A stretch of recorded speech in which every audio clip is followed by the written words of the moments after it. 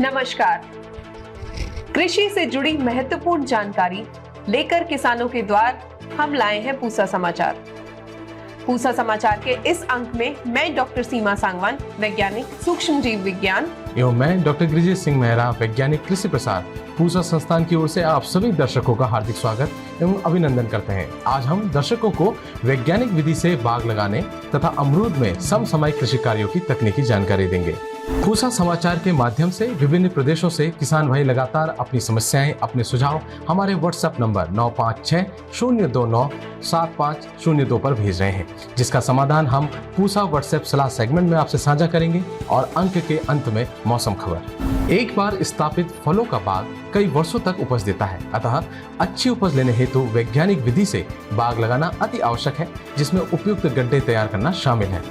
जो किसान भाई आम, अमरूद, नींबू इत्यादि का नया बाग लगाना चाहते हैं, उनके लिए इससे संबंधित विस्तृत जानकारी दे रहे हैं पूसा संस्थान के विशेषज्ञ डॉक्टर एसके सिंह। जैसा कि हम जानते हैं कि इस वक्त अब मानसून आने वाला है और उससे पहले जो भी किसान अगर फल के लगाना चाहते हैं तो वो देखें कि उसमें खड की तैयारी मैं हमेशा कहता हूं कि ये एक नींव है एक लंबे समय के लिए बाग को स्वस्थ चलने में और उसके उत्पादन और उत्पादकता को बनाए रखने के लिए खड की तैयारी का महत्व बहुत ज़्यादा है। पौधे के ओजस के हिसाब से जैसे नींबू है, अमरूद है, इनको हम ढाई गुना ये खड की तैयारी करते हैं। और इसे बनाने के लिए जब है गर्मियों में हम बनाते हैं, जिससे कि आधे मिट्टी को ऊपर हम लोग एक जिसको ए कहते हैं हम उसे एक लेफ्ट में रख दें और नीचे वाले को हम राइट में रख दें। और ऊपर वाले मिट्टी में इसमें हमें करना क्या है कि इसमें कम से कम अगर 2.5 है तो कम से कम 10 से 12 किलो गोबर की सड़ी गली खाद ये मिलाते हैं। साथ ही उसमें करीब 1 किलोग्राम जिप्सम, क्योंकि यहाँ इन क्षेत्रों में जहाँ हमने देखा है कि क्षारीय भूमि है वहाँ इसका मिलाना बहुत अनिवार्य होता है। और साथ ही हमें ये भी देखना है कि जहाँ जिन क्षेत्रों में दीमक ज़्यादा है तो वहाँ कम से कम 250 ग्राम से लेकर आधा किलो नीम की खली हम डालते हैं। और ये डालने के बाद इसमें जो है हम इसको मिला के नीचे सतह पे भर देते हैं।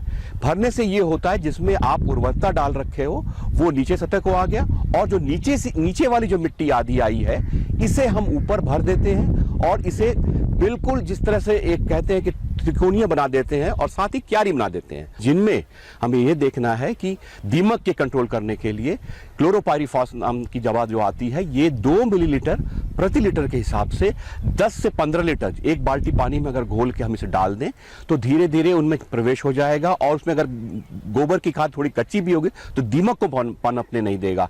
और साथ ही जब मानसूनी बारिश आ जाती है तो ये मिट्टी बिल्कुल सतह की ओर चला जाता है। और ऐसा करना इसलिए ज़रूरी होता है कि जिप्सम जो है वो रिएक्शन करता है और इसमें जो खारापन है उसे कम करके अम्लीय की तरफ ले आता है, जिससे कि ये नए बाग या नए पौध हम जिसे हम लगाना चाहते हैं वो अच्छे भली भांति उसमें एस्टैब्लिश हो जाए और बाग की स्थापना भी जल्दी हो जाती है।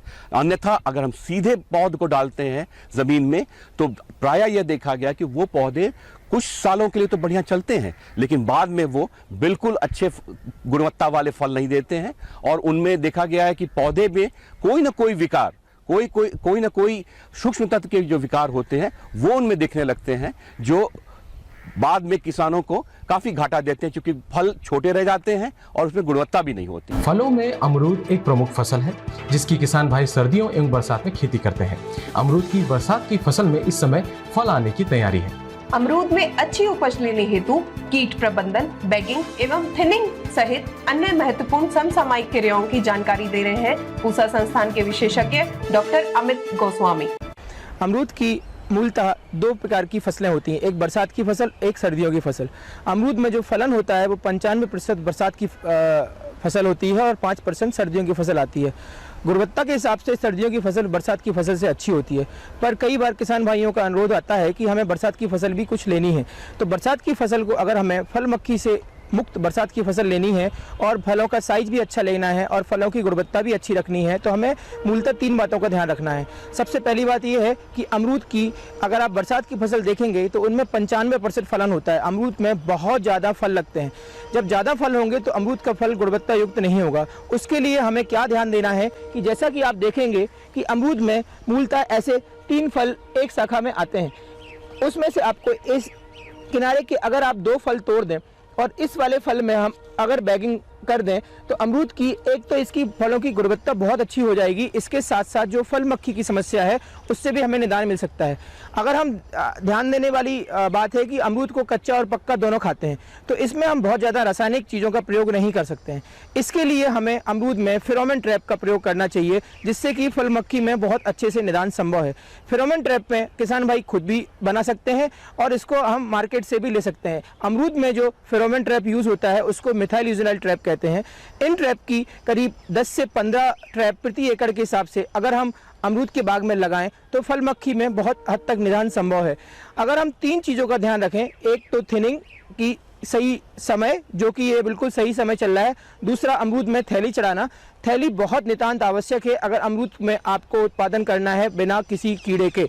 और तीसरा, आपको फेरोमोन ट्रैप का प्रयोग करना है। फेरोमोन ट्रैप में 3 चीज़ें होती हैं, एक मिथाइल यूजिनाइल जो कि एक फेरोमोन है, दूसरा उसमें स्पाइनोसाइड करके एक कीटनाशक होता है और उसको हम इथेनॉल से घोल लेते हैं। इन तीनों के मिश्रण का 0.1% मिश्रण को हम एक लकड़ी की किसी भी लकड़ी के गत्ते या लकड़ी के उसमें डुबो के रखते हैं और उसके हम डिब्बे बना लेते हैं और ऐसे डिब्बों को हम कई 15 से 21 डिब्बों को हम प्रति एकड़ अमरूद के बाग में लगा देते हैं और इनको फिर हमें ध्यान देना है कि 20 से 25 दिन में हमें इनको परिवर्तित भी करते रहना है।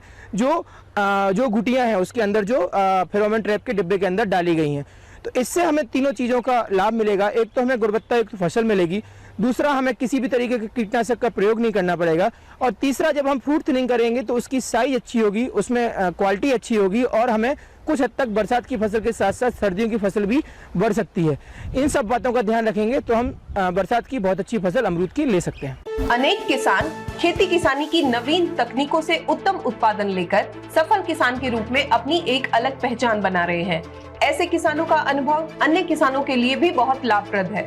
ऐसे ही एक नवोन्मेषी किसान हैं श्री हरप्रीत सिंह जी, जो आज हमें हल्दी की ऑर्गेनिक खेती एवं प्रसंस्करण से अधिक उत्पादन एवं आय वृद्धि के बारे में विस्तृत जानकारी दे रहे हैं। सभी को नमस्कार। मेरा नाम हरप्रीत सिंह, गांव नागोकी, डिस्ट्रिक्ट सिरसा का रहने वाला हूं। मैंने पहले अपनी एजुकेशन पूरी की, मास्टर डिग्री करने के बाद मैं एग्रीकल्चर सेक्टर में आया। मैं अपने पेरेंट्स के साथ ही पुराने ढंग से जो भी खेती कर रहे थे वो गेहूं और धान की शुरू की। 7-8 साल के एक्सपीरियंस के बाद मैंने जब देखा कि धान की फसल में पानी की बहुत ज़्यादा खपत हो रही है, इसलिए मैंने यूनिवर्सिटियों में जाना शुरू किया। मैं पूसा यूनिवर्सिटी में काफ़ी टाइम गया, वहाँ से नई सीड भी लेके आया, धान की वैरायटियाँ शुरू की। छोटे टाइम की धान की वैरायटियाँ 11, 21, 15, 9 उनको लगाना शुरू किया। उसके बाद मैंने हल्दी की खेती के बारे में जानना शुरू किया। हमारे एरिया में पंजाब हरियाणा में इसकी खेती कम होती है, टेम्परेचर ज़्यादा होने की वजह से हमारे लोग इस तरफ नहीं जा रहे। 4 से 5 साल पहले मैंने इसको शुरू किया। हमारा खेत तैयार किया, जिस ढंग से हम पुरानी खेती करते थे उसी ढंग से मैंने हल्दी की खेती शुरू कर दिया। उसमें हमने हमारे जो घर पे रखे हुए गाय की साहीवाल नस्ल है, गिर नस्ल है, जो कि देसी में आती है, उसका गोबर की खाद इकट्ठी की और 7 से 8 ट्राली उसी खेत में, ऑर्गेनिक खेत जो हमने 2 सालों से पहले कर रहे थे उसमें हल्दी खेती शुरू करने के लिए सोचा। उसमें हमने प्रॉपर खाद डाला, उसको तैयार किया, लेकिन बीडीसाइड से कंट्रोल करने के लिए हमने उसके ऊपर पराली की मल्चिंग की। हमने हल्दी को 1 मार्च को लगाना शुरू किया और नवंबर के लास्ट तक हमारे पंजाब हरियाणा में ये फसल हो सकती है, क्योंकि उसके बाद ठंड बहुत ज़्यादा बढ़ जाती है, इसलिए वो सूख जाती है अपने आप। जैसे ही हमने उसको हल्दी की पटाई शुरू की, बीच बीच में देखते रहे, कोई भी किसी भी तरह का उसमें बीमारी नहीं आई। अगर थोड़ा बहुत यूज़ किया तो भी गौ का मूत्र और नीम से बनाया हुआ स्प्रे यूज़ किया। तो इस तरह हमारा हल्दी का जो ऑर्गेनिक खेती में 80 क्विंटल तक, 80 से 100 क्विंटल तक ईल्ड आ सकती है अगर हम उसको ध्यान से करें। और ये 9 महीने की खेती है। अगर उसके बाद खेत को खाली छोड़ना है तो भी छोड़ सकते हैं, नहीं तो हम मूंग की फसल भी ले सकते हैं। पिछले साल से हमने हमारे घर पे उसी को प्रोसेसिंग करने की तरफ बढ़े। पहले हल्दी को निकाला, उसको साफ़ किया, उसके बाद उसको बॉयल किया, फिर उसका ग्रेडिंग किया। ग्रेडिंग करने के बाद हमने उसको चक्की पे पिसाई करके देसी तरीके से, और हमारे मित्रों को और मार्केट में जो भी है सिंपल कागज में पैकिंग करके बेचना शुरू किया। इस तरह हमें बहुत अच्छा लगा इस खेती को करने में। किसान भाइयों को भी काफ़ी मुनाफा आ सकता है। कच्ची हल्दी की जो यील्ड हमारे पास आई है वो 70 क्विंटल पर एकड़ की आई है, जिसको हम अगर मार्केट भाव से देखें तो वो 30 रुपये पर केजी के हिसाब से मार्केट में बिक रही है। लेकिन अगर उसमें अंदर जो कुरकुमीन है, हमारे पास जिंद्रा सोनिया वैरायटी है जिसका 8.5 हमने कुरकुमीन चेक करवाया है, जो कि हमारी हेल्थ के लिए बहुत ही इम्पोर्टेंट है। पहले हम जैसे कच्ची हल्दी को निकालते थे, ऑर्गेनिक कच्ची हल्दी को निकालते थे, तो मार्केट में उसका हमारे को भाव मिलता था 30 रुपये पर केजी। इस हिसाब से 5 गुना 3 30 150 रुपये लगभग 5 किलो हल्दी बिकती थी। लेकिन हमने उसको प्रोसेसिंग करके जैसे पैकिंग की तरफ जाना चाहा, तो उसको जैसे बॉयल करके उसकी तरफ देखा तो 5 किलो हल्दी को प्रोसेसिंग करने के बाद 1 किलो पाउडर ही बचता है। उस हिसाब से हमने इसको मार्केट में 180 से 200 रुपये तक बेचना शुरू किया, जिसमें हमारे को अच्छा मुनाफा आ रहा है और हम इसको कर रहे हैं पूरे काम को। पूसा समाचार में अब समय है पूसा व्हाट्सएप सलाह सेगमेंट का, जिसमें हम आपके खेती किसानी से जुड़े सभी प्रश्नों का समाधान साझा करेंगे। विनोद कुमार जी ने आम के पत्तों के पीले एवं भूरे पड़ने और मुड़ने की समस्या बताई है। आपकी फसल में एंथ्रेक्नोज रोग का प्रकोप हुआ है। इसके नियंत्रण हेतु 10 दिन के अंतराल पर 3 बार कार्बेंडाजिम की 200 ग्राम मात्रा 200 लीटर पानी में घोल बनाकर 1 एकड़ में छिड़काव करें। उत्तर प्रदेश से अच्छाई बर सिंह जी ने पपीते के पत्ते पीले पड़कर मुड़ने की समस्या बताई है। आपकी फसल में पपाया रिंग स्पॉट वायरस का प्रकोप हुआ है। इसके नियंत्रण हेतु तुरंत ग्रसित पौधों को खेत से हटा दें। 7 दिन के अंतराल पर 3 बार जीवरस की 400 मिलीलीटर मात्रा को 200 लीटर पानी में घोल बनाकर 1 एकड़ में छिड़काव करें। सोनभद्र उत्तर प्रदेश से आदर्श शुक्ला जी ने लौकी की पत्तियों में गहरे भूरे धब्बे पड़ने की समस्या बताई है। आपकी फसल में अल्टरनेरिया लीफ स्पॉट रोग का प्रकोप हुआ है। इसके समाधान हेतु रिडोमिल की 600 ग्राम की मात्रा को 200 लीटर पानी में घोल बनाकर 1 एकड़ में छिड़काव करें। सहारनपुर से संजय कुमार जी ने आम के फलों में काले धब्बे बनने की समस्या बताई है। आपकी फसल में मैंगो कैंकर रोग का प्रकोप हुआ है।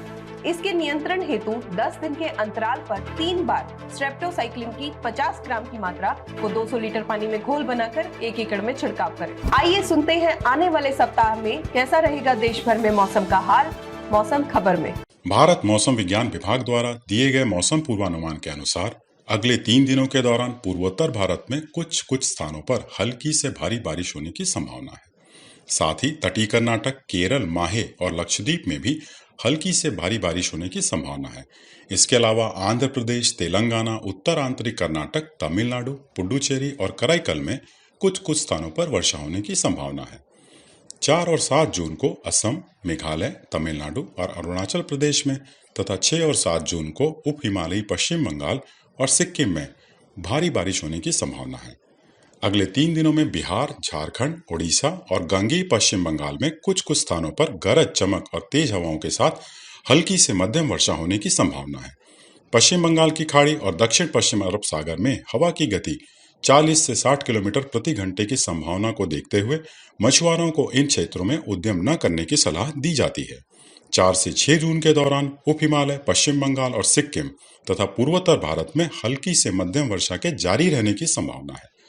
भारत के प्रायद्वीपीय भाग के कुछ स्थानों पर हल्की से भारी बारिश की भी संभावना है।